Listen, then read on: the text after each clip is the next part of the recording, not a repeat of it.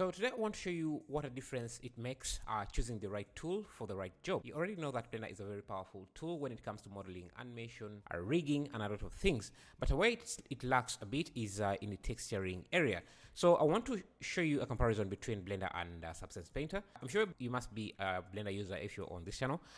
You already know how difficult it is to texture in Blender, but I want to show you in contrast how easy it is to texture in Substance Painter. I have this model here. I've already imported in, and you just have to export it as an FBX model, and then just go to File, New, and then navigate to where the model is. Then after importing it in, you just go to texture settings here. Your layout might be different depending on the version of Substance Painter you have. Then you can bake textures. This is a necessary step. All these mesh maps are necessary when generating the masks that you will use in texturing your asset. So make sure you do that, you add them, and I'm going to change the resolution here to maybe 2048 and just bake textures. And I can see it goes through the process of baking, and we're done. Now we can start texturing. I want to demonstrate to you how to easily how quickly it would be to texture this. So I'm just going to drag this in. Okay, this is a different material. It's wood, but I think it is too big, so we can go to the UV map, which you can find under the properties panel, and just increase the tiling to make it tile a bit more. These materials, most of them don't come with the Substance Painter. Substance Painter comes with a few materials. You can download other free materials on their website, Adobe Substance 3D Community. Links in the description there. You can see some of them. There are tons of procedural materials that you can use, meaning you can customize them to your liking, because like I said, they're all procedural. And substance materials as a package can be used in other applications, so you don't lose the customization ability of the material. Basically, you can still retain the procedural nature of the material when you export it to a different application like Unreal Engine or Unity. Unfortunately, that is not true for Blender. You can't export substance materials to Blender. To use them in Blender, you have to export them as PBR materials, where you lose the procedural nature of those materials. But anyway, let's just jump in here, and maybe I can demonstrate for you some of these materials, like the meta materials we have here. If you just click on download, I think I've already downloaded these, but after you download them, you just go to, I think the button is here. It might be in a different area depending on what version of substance you're using. I just add resource and find the material you downloaded. Let's say something like that. Click OK, and I should be able to import it into your library.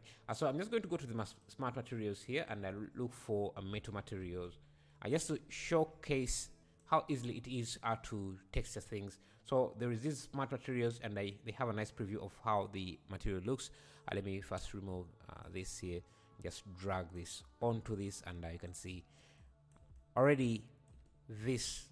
I don't even have to do a lot of editing, and I think this is already good enough for what I want. You can see, and since all this is procedural, since this is a procedural workflow, you can come in here and change a few things. So maybe I don't want a red color.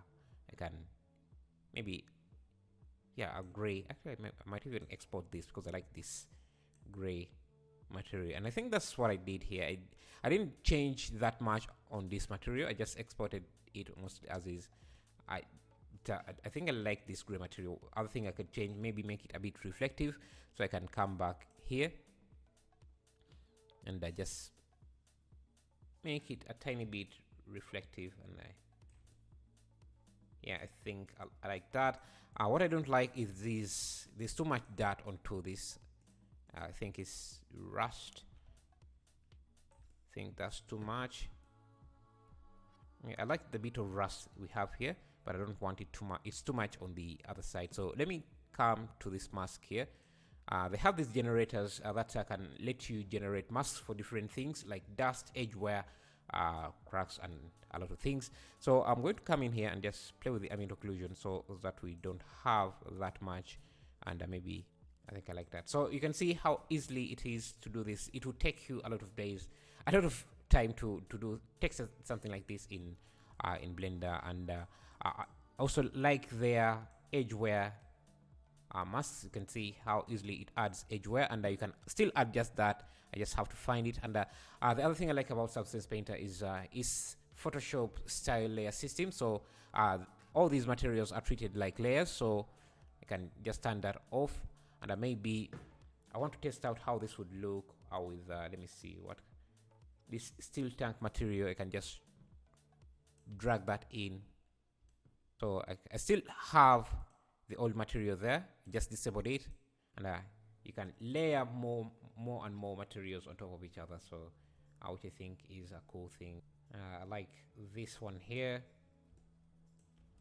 Yeah, I think it's what I use with a few adjustments, if you adjusted this a bit. And I also have the ability to just select out different parts. So for example, if I want this to be metallic, I can grab a metal material, drag this on,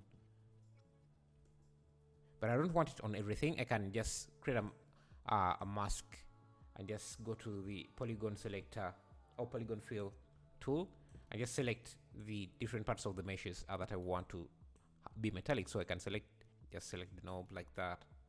Since this is a Photoshop based, this is a layer based system, I can just, now we can switch to the time lapse of the entire process of how I textured this, so that you can see how you can actually use this workflow. Yeah, Blender is very great, but yeah, for texturing, when it comes to texturing, you might want to explore Substance Painter, especially if you are doing this professionally.